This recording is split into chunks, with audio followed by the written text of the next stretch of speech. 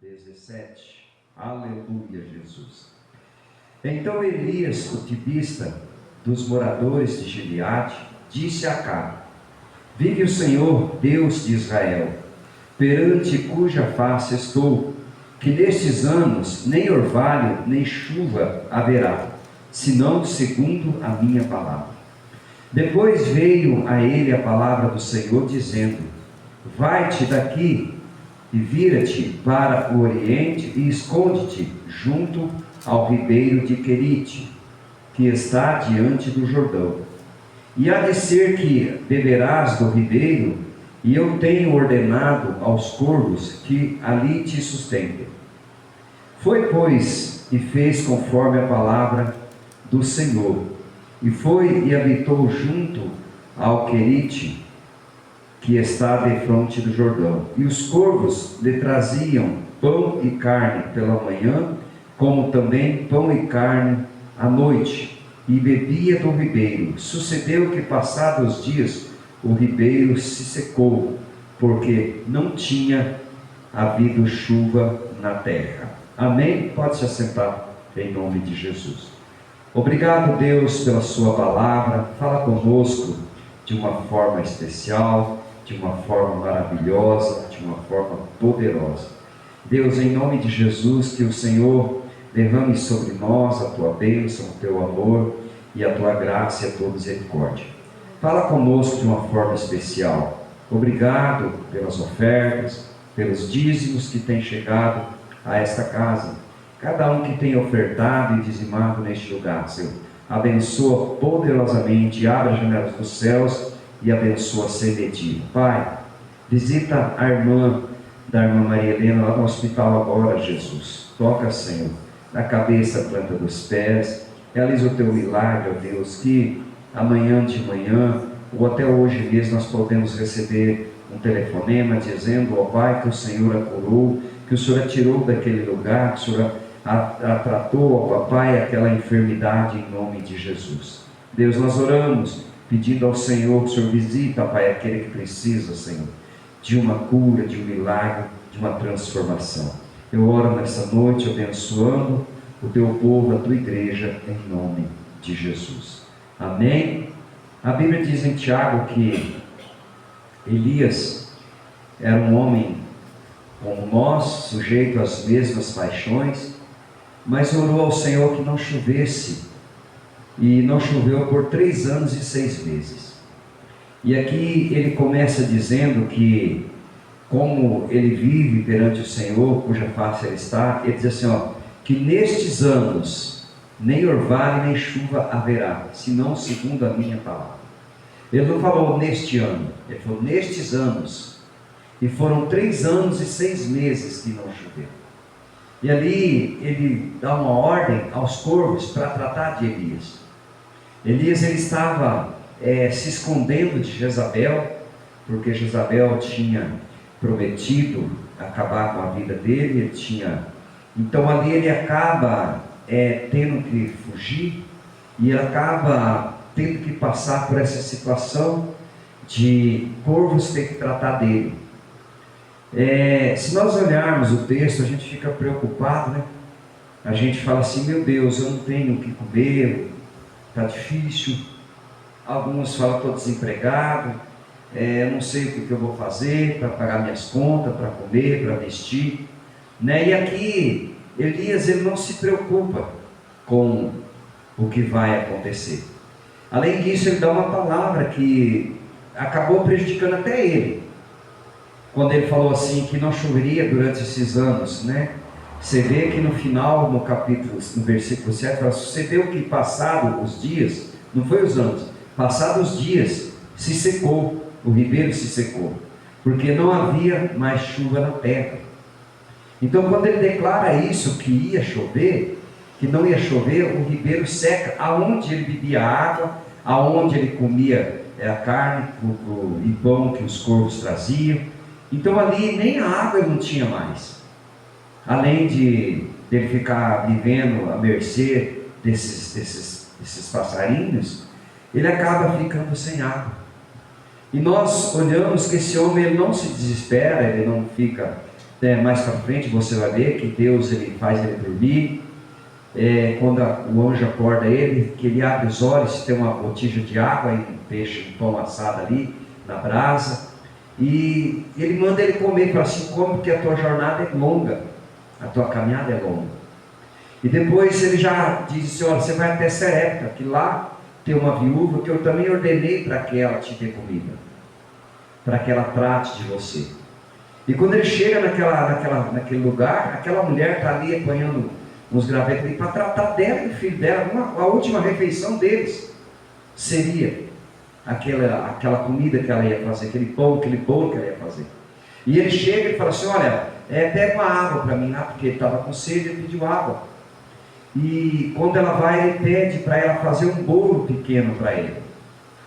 E ele fala assim: olha, Senhor, eu não tenho em casa a não ser um punhado de farinha e um pouquinho de azeite na botija. Mas ele fala: olha, faz para mim. Ali na palavra daquele homem ela faz. E ali foi aonde aconteceu o grande milagre. Porque quando ela faz isso para o profeta, Deus abençoa a vida dela. E você vai ver que ele diz que a farinha da panela nunca vai faltar. E o azeite da botija não vai se acabar. Eu declaro na nossa vida que a unção do Espírito Santo sobre a nossa vida nunca vai parar. Ela nunca vai cessar. O desejo de buscar a vontade de Deus nunca vai parar na nossa vida. Porque nós sabemos a quem nós servimos, nós sabemos a quem nós buscamos, nós sabemos a quem nós pregamos. Nós pregamos um Deus vivo, um Deus de milagre, um Deus poderoso, um Deus do impossível, um Deus do invisível, um Deus que cura além da medicina, um Deus que realiza milagre além da vontade humana. Aleluias.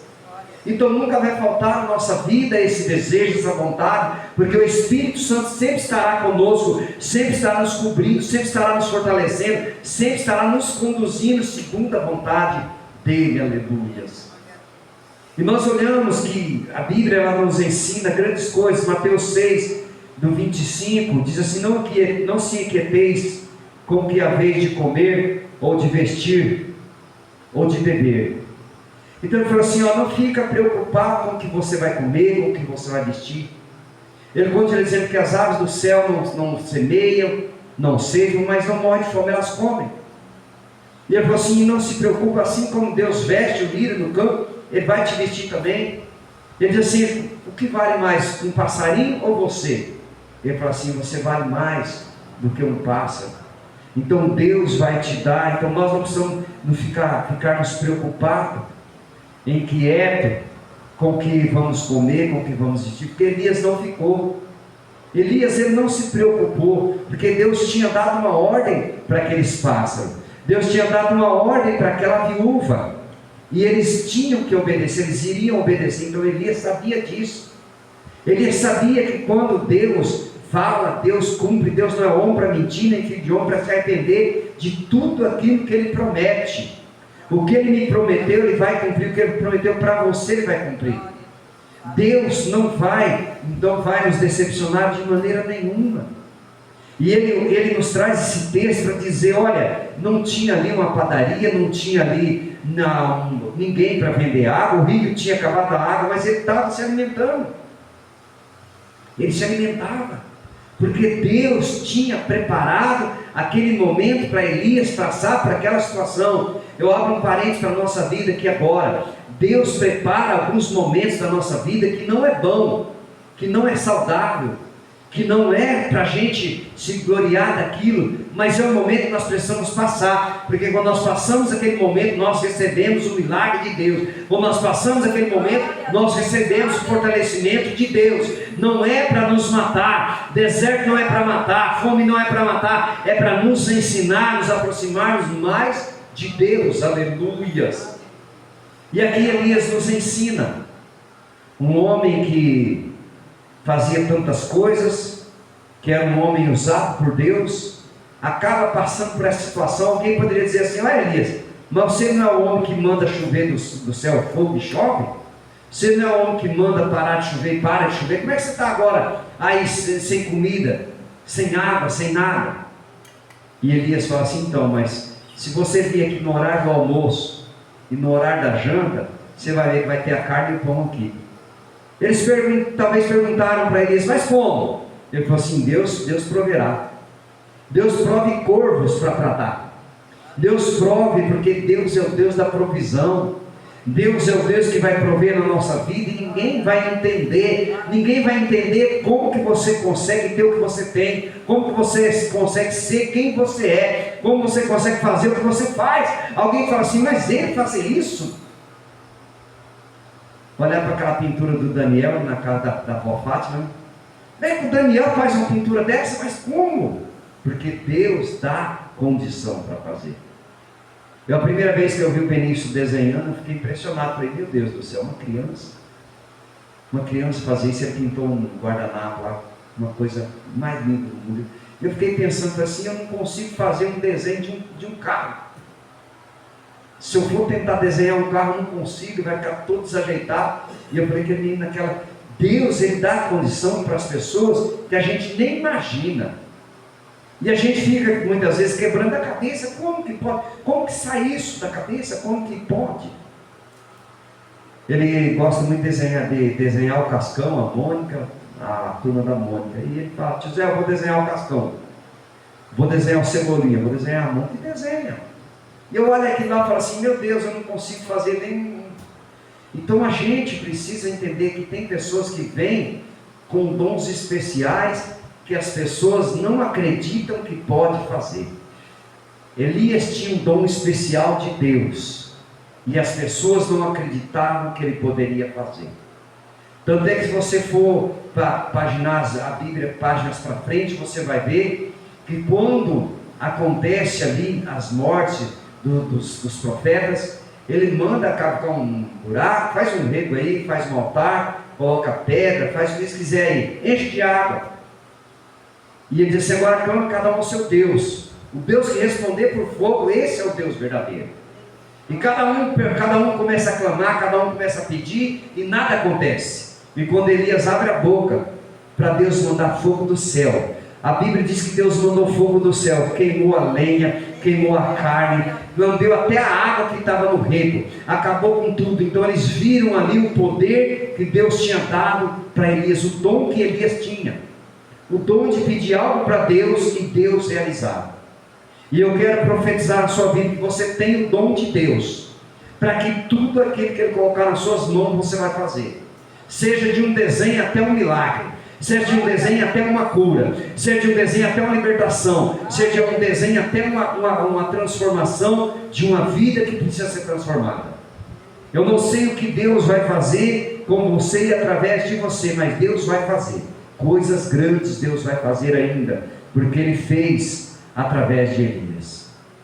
Quando nós olhamos também o livro de 1 Timóteo 6 e 7, diz assim: nada trouxemos para este mundo e nada levaremos dele.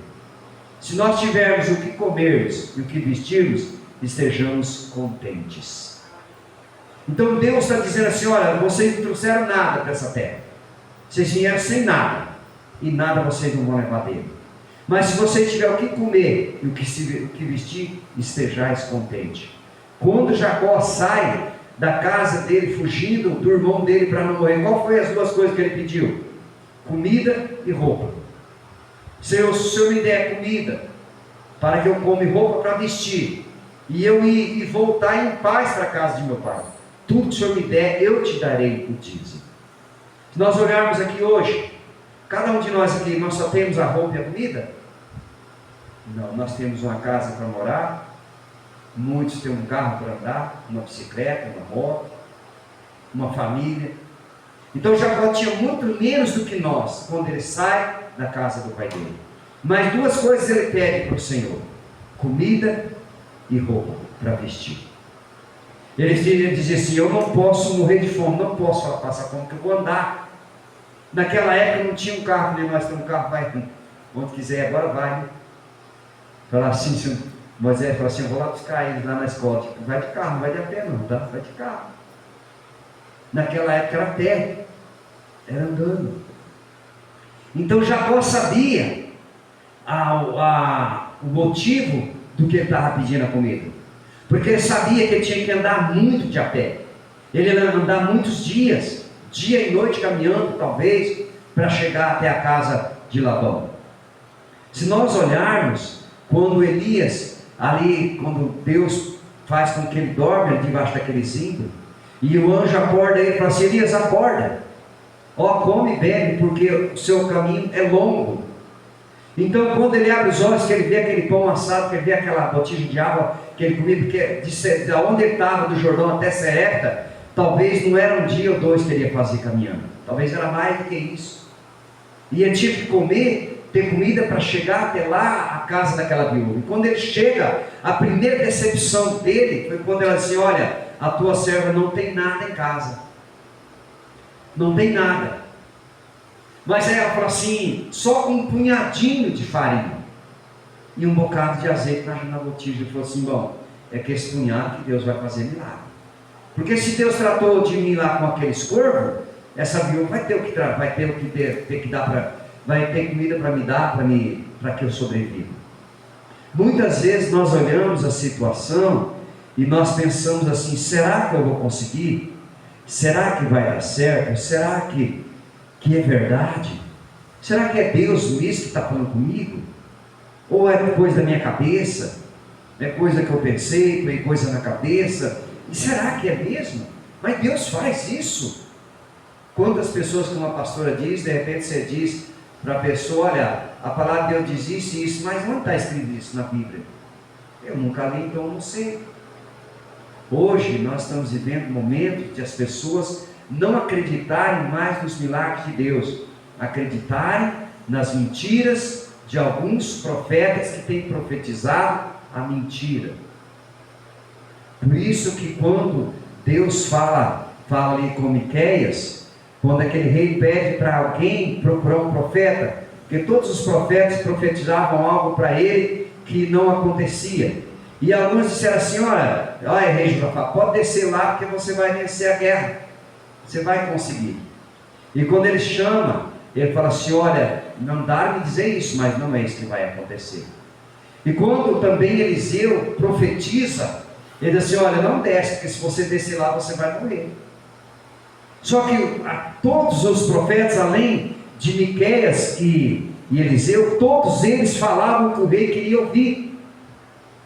Dentro da casa de Deus não é diferente. Tem alguns profetas que querem falar aquilo que aquela pessoa que veio quer ouvir. Ele quer ouvir. Ele quer ouvir algo bom, quer ouvir que vai dar tudo certo. Ele não quer ouvir isso aqui: olha, vai lá para o Jordão, porque lá os corvos vão tratar. Mas peraí, os corvos? Como que passarinho vai conseguir tratar de mim? E o texto diz que ele trazia pão e carne de manhã e à noite. Ele fazia 2 refeições por dia. Esses corvos eles foram enviados por Deus para dar 2 refeições por dia para Elias. Olha que interessante. Talvez algumas pessoas, você vê casos de pessoas que você vê, de criança que vai para a escola, e muitas vezes você pergunta para ela: por que você vai para a escola? Ele fala assim: a única refeição do dia que eu vou fazer é lá, porque em casa eu não tenho. E nós não, nós temos talvez direito de fazer até mais de 2 refeições por dia, né? Eu acho que eu faço mais de 2. Acho que as beliscadas que eu dou, acho que dá umas 3, são umas 3 refeições por dia. Por quê? Porque Deus nos dá essa condição. Então, quando Elias ele entende que era Deus que estava falando, porque Deus tinha um projeto maior para ele, que ele precisava passar por esse processo. O processo da escassez de comida, talvez, de onde ele estava. Porque ele era um profeta, ele não era uma pessoa qualquer. Ele era um profeta e ele tinha no comando dele, ele tinha ali mais de 400 profetas ao comando dele. Era ele quem instruía, era ele quem ensinava. Jezabel vai lá e mata todos eles. Jezabel vai lá e mata. E só escapa Elias. Mas Elias também, por essa água e o fogo que ele faz, ele mata 450 profetas de Baal, que era 450 profetas de Jezabel.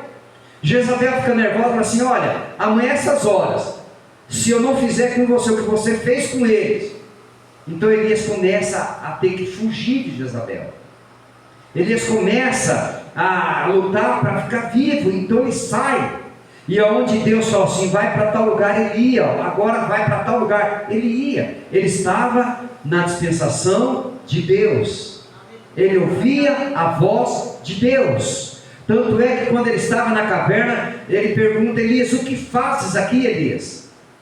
Elias estava ali se fortalecendo, se escondendo, para poder dar tempo de ele chegar até Serepta. E ali ele vê tudo passando, vendaval, fogo, terremoto, tudo, ele passa por tudo isso. Até o momento em que uma voz mansa e delicada fala com ele. Eu quero perguntar para você, você já ouviu a voz mansa e delicada falando com você? Assim como falou, quando fala com você de uma forma que você entende?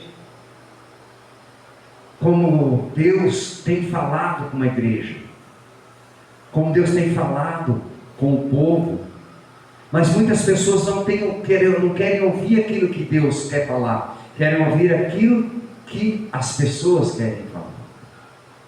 Quando nós entendemos que quando Deus quer falar, Ele fala da forma dele.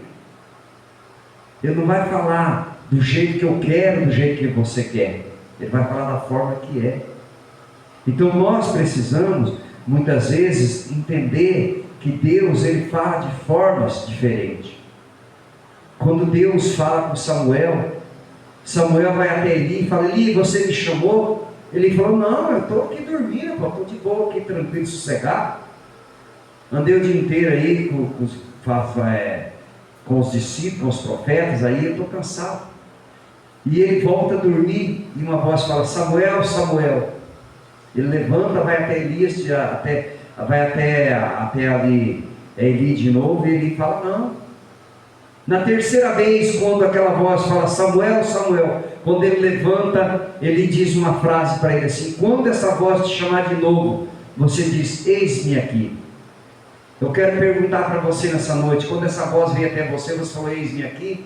Porque quantas pessoas não falaram, quantas pessoas não deram ouvido, quantas pessoas viraram as costas e foram embora, mesmo sendo alimentados, mesmo sendo protegidos, mesmo sendo guardados com a mão potente do Senhor, quantas pessoas viraram as costas e foram embora, e nós ficamos aqui. Nós estamos aqui, porque nós damos ênfase na voz daquele que é todo poderoso. Nós ouvimos a voz do Yeshua HaMashiach, do Deus conosco, do Deus vivo, daquele que um dia nos resgatou, daquele que um dia disse assim: olha, você vai, mas vai ter que parar, vai ter que fazer isso, fazer aquilo outro. Todos nós tivemos a mesma instrução que Elias. A instrução de Elias foi pior, porque ele ia ser tratado por uma viúva que não tinha comida e por corvos que não sabiam nem falar. Agora, como que eles entendiam a voz de Deus? Como que Deus falou assim: ó, leva carne e pão para ele agora, que ele está precisando, agora é o horário do almoço, olha, já deu meio-dia, é o horário dele almoçar, leva carne e pão para ele. Chegou a tarde, 7 horas da noite, 8, 7 mil, é hora da janta, leva carne e pão para eles. Como é que esse povo entendiam a voz de Deus? Sabe o que entendiam? Porque são criaturas de Deus, são criados por Deus. Nada que foi criado não foi criado por Ele, tudo foi criado por Ele, tudo é por Ele e para Ele. Então, se tudo é para Ele, esses passarinhos tinham que obedecer à voz de Deus, de tratar de Elias, porque eles eram feitos criaturas de Deus, e era feito por Deus. Você foi feito por Deus, você era criatura de Deus, mas hoje você é filho de Deus. Todos quantos me receberam, Deus e o poder de serem feitos filhos de Deus, aleluias. Evangelho de João 1:12. Então, se você nessa noite está ouvindo essa palavra, que você possa entender, você não trouxe nada para essa terra, e nada você vai levar dela. Então glorifique o nome do Senhor, exalte o nome do Senhor, viva para Ele como você nunca viveu, faça para Ele como você nunca fez para ninguém, faça para Ele, porque nós não vamos levar nada dessa terra. O que nós vamos levar é a essência que Deus colocou sobre nós. É de alguém um dia dizer assim, lá no túmulo talvez, para visitar, falar assim: olha, aqui era um pastor, era um homem que pregava a palavra de Deus, era um homem que abriu um ministério, era um homem que, nos sonhos de Deus, conseguiu com algumas pessoas fazerem o sonho de Deus ser realizado, abrirem uma igreja para pregar a minha palavra, abrir uma igreja para pregar a palavra de Deus, para falar do amor de Deus. Ele era o fulano de tal, ela era a fulana de tal, aleluias. Mas teve que receber o chamado de Deus: vai, não olhe para trás, vai, deixa tudo, faça isso, faça aquilo. Todos nós que estamos na presença de Deus, um dia Deus deu um comando: olha, faz isso, faz aquilo. E para Elias ele fala assim: vai até o Querite, vai até o rio, vai até o Jordão, lá tem um rio, fica lá, que os corvos vão tratar de você. E quando ele passa a passar necessidade de água, ele fala assim: agora vai até Serepta, que lá tem uma viúva, e eu ordenei ela para que te sustente, para que dê comida para você. Então Elias ele foi ali enviado por Deus para vários lugares, até chegar a Serepta, até chegar à casa dessa viúva. Elias vai, e quando Elias vai para ser recolhido, quem estava do lado dele? Eliseu. E ele disse: olha, hoje eu vou ser tomado, o Senhor vai me recolher hoje, vai me levar hoje.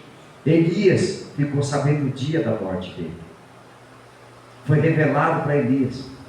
Então Eliseu falou assim: não te largo. Ele falou assim: então, se você me vir subir, pede o que quiser, que eu te darei.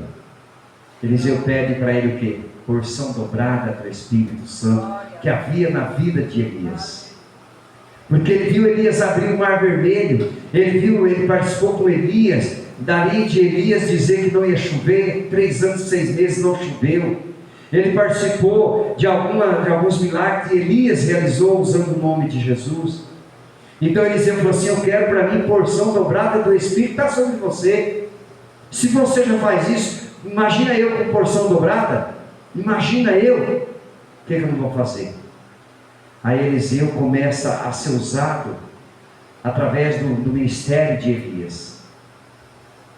E você vê quantas coisas Eliseu fez. Quantas coisas Eliseu fez. Eliseu fez tantas coisas que aquela mulher disse assim para ele: olha, vamos fazer um quarto lá em cima, para esse homem que passa por nós todos os dias, porque esse homem é um santo homem de Deus. E através daquele homem, aquele casal de idade vem a ter um filho, e essa criança adoece e morre. Primeira coisa que essa mulher faz é pedir para que arriasse um animal para que ela fosse até Eliseu, porque ela sabia que Eliseu poderia trazer vida para aquela criança de novo. E quando ela vai chegando perto de Eliseu, Eliseu olha e fala assim: Geazi, vai até lá e pergunta para ela como que está as coisas, está tudo bem? Está bem com ela, com o marido, com o filho? E ela disse: tudo vai bem. Aquela mulher tinha deixado o filho morto em cima da cama, no quarto de Eliseu, aonde Eliseu dormia, ela tinha deixado. Eliseu volta, pede para Geazi ir lá, para colocar o bordão dele que ele trouxe no menino, para o menino acordar e voltar a ter vida, e não aconteceu. E quando Eliseu chega, Eliseu consegue ali, através do que Deus falava com ele, com o espírito que ele tinha recebido de Elias, o espírito que era de curar, ele cura aquela criança volta a ter vida. Talvez na minha vida e na sua vida, vai ser dessa forma. Talvez você vai receber das mãos de outra pessoa um dom talvez maior do que aquela pessoa tem. Um dom maior do que ela tem. Porque o dom, Deus é quem dá. Não é o ser humano que determina. Olha, você vai ter o dom de cantar, você vai ter o dom de pregar, você vai ter o dom de revelação, o dom de profecia. Não é a pessoa que determina, é Deus que dá. É Deus que fala: eis que põe na tua mão, eis que coloca sobre você, sobre vós, o Espírito Santo. E você vai ser as minhas testemunhas, tanto na Judéia quanto em Jerusalém, em Samaria, aleluias. Mas uma coisa que ele fala: ficai em Jerusalém, até que do alto sejais revestido de poder. Só que para Elias, ele falou assim: Elias, você vai para tal lugar, vai comer assim, vai lá e vai aqui, vai ficar lá. porque eu vou te revestir de poder. Para Elias era muito mais difícil, não é como para nós. Quando ele diz para você, fica na presença de Deus, que do alto você vai ser revestido de poder, você vai receber autoridade dos céus, você vai receber poder. Aonde você chegar, quando você pregar, você vai ver a presença de Deus, você vai ver a unção de Deus, aleluias, glória a Deus. Você vai ver aquela pessoa sentir aquela palavra, porque aquela palavra que você vai estar declarando em cima do altar, aquela palavra vai penetrar no coração daquela pessoa, e aquela pessoa vai se aquebrantar na presença do Espírito Santo, aleluias. Não é porque você é bom, mas é porque o dom que Deus te deu, o talento que Deus te deu, é um talento especial, é um talento que você, se for se colocar como Elias, hoje você pode fazer muitas coisas que Elias fez, que Eliseu também fez, porque o mesmo Espírito que agia em Elias e Eliseu, ele age em nós, ele age na minha vida, ele age na sua vida.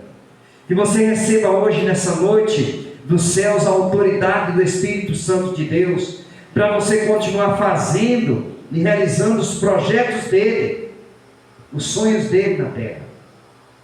Talvez tem pessoas que você vai ministrar, que você vai pregar, e aquela pessoa vai dizer para você assim: olha, eu sou grata a você, porque através da sua vida eu mudei a minha história. Através daquela palavra que você trouxe, eu tive uma mudança com Deus, tive um encontro verdadeiro com Deus. Através daquele louvor que você louvou, eu tive um encontro com Deus, porque aquele louvor falou comigo, aquele louvor falou tudo que eu estava passando, tudo que eu precisava ouvir, aquele louvor falou, aleluias. Quantas pessoas dependem de mim e de você, para poderem ter uma vida diferente, para poderem ter uma vida mudada. Quantas pessoas precisavam ali de Elias, mas Elias, ele precisa fugir de uma mulher que era uma rainha, que era a mulher do rei, e ela queria de todo jeito,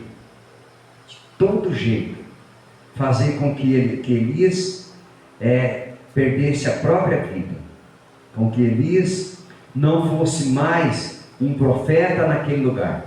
Porque quando ela vê a situação que aconteceu com aqueles 450 profetas que morreram ali através de uma palavra que ele pede para Deus: lança fogo dos céus, e o Senhor lançou, e aquele fogo lambe tudo, acaba com tudo ali ao redor. Essa mulher pensou assim: esse homem é muito poderoso, ele é mais poderoso do que o meu marido, que é o rei, do que eu que sou a rainha. Não, vou ter que acabar com a vida dele. Então ela disse assim: se amanhã a estas horas você estiver vivo, eu não chamo talvez Jezabel, porque amanhã a essas horas você vai estar morto. Vai acontecer a mesma coisa que aconteceu com cada um deles. E Elias começa a fugir daquilo que estava acontecendo. Jezabel aqui, ela representa o inimigo. Jezabel, ela representa o mal. Então Deus, para livrar Elias do mal, ele diz assim: vai até o rio, depois vai, se esconde na caverna. Ele pergunta, vai até Serepta: por que você está se escondendo, Elias? O que você está fazendo aqui? Elias pode ter respondido para ele: olha, eu estou me escondendo porque Jezabel queria me matar. Quantas vezes para nós Jezabel significa o mundo, o pecado, e Deus fala assim: olha, sai daí, não fica mais aí não, vai para tal lugar, deixa isso, deixa aquilo. Quantas pessoas conseguiram, mas quantas não conseguiram? Quantas ainda não conseguiram sair do pecado que significa o mundo, que significa Jezabel? Então nós precisamos entender que Jezabel era uma mulher poderosa. Jezabel era uma mulher de poder, porque ela era a mulher do rei. Ela era a mulher do rei Acabe. Então quando ela fala para Acabe assim: olha, vamos tomar a vinha de Nabote. E ela vai e ela manda matar Nabote por causa daquela vinha, para que Acabe tomasse conta daquela vinha. Então essa mulher era uma mulher perversa, uma mulher que Elias conhecia, Elias sabia quem ela era.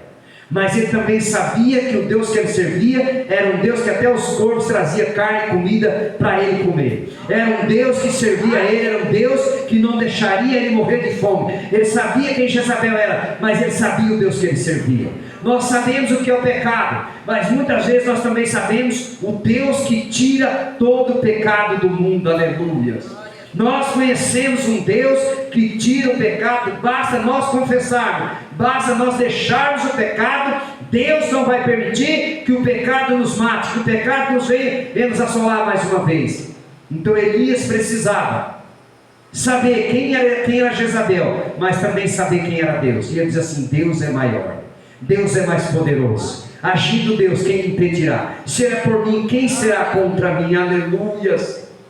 O que importa na nossa vida é nós sabermos o Deus que nós servimos é um Deus que vai realizar milagres. Não importa aonde eu esteja, não importa aonde eu vá, o talento está em mim, o talento está comigo, a unção está na minha vida, o poder do nome de Jesus está comigo. Então eu posso todas as coisas naquele que me fortalece. Aleluia. Quando a igreja entender de verdade quem é Deus, nós vamos ver muitos milagres acontecendo. Mas o maior milagre está aqui hoje. Se você olhar para a pessoa do seu lado, você vai ver que ela é um milagre de Deus. Se você olhar para a pessoa e falar assim, é um milagre de Deus, porque Deus fez mais um milagre. E o milagre de Deus nessa noite para a minha vida e para a sua vida, não importa quem vai tratar de você, quem vai dar a direção, a ordenança é Deus. Quem vai ordenar é Deus. E se Deus falar para alguém, vai até aquela casa e entrega isso para aquela mulher, para aquele homem, aquela pessoa vai entregar.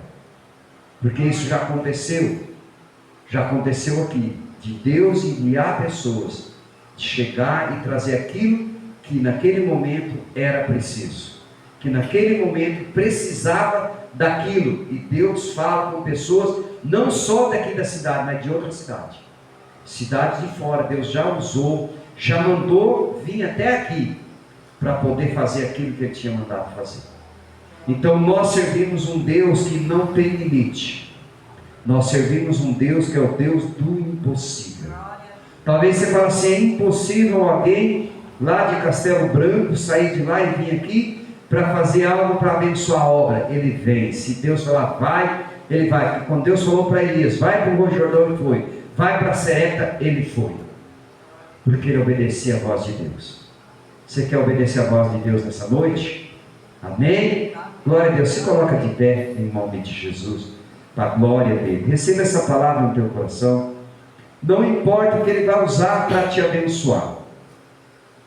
Não importa o que e nem quem. Mas se ele quiser te abençoar, ele vai. E ele quer. Ele vai usar quem ele quiser e o que ele quiser para te abençoar em nome de Jesus. Amém? Pega as suas mãos para cima.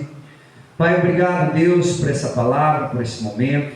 Um culto de oração, e nós oramos, Pai, por nomes que nós colocamos, a Maria Helena, a irmã da Maria Helena, a mãe, a dona Alzira, o Marcos, o Benício, o Daniel, o Arthur, a Rosalina, a dona Maria, em nome de Jesus, ó Pai, abençoa de uma forma especial. Nós oramos nessa noite, Pai, também pedindo pela vida do Rudinei. O Senhor venha abençoar a vida daquele homem, Senhor, aonde quer que ele esteja.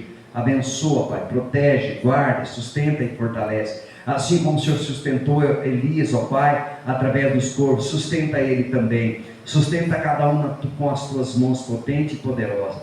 Pai, eu oro com a graça do nosso Senhor Jesus Cristo e o grande amor de Deus e as doces consolações do Espírito Santo sejam com todos e todos dizem amém. Deus abençoe em nome de Jesus.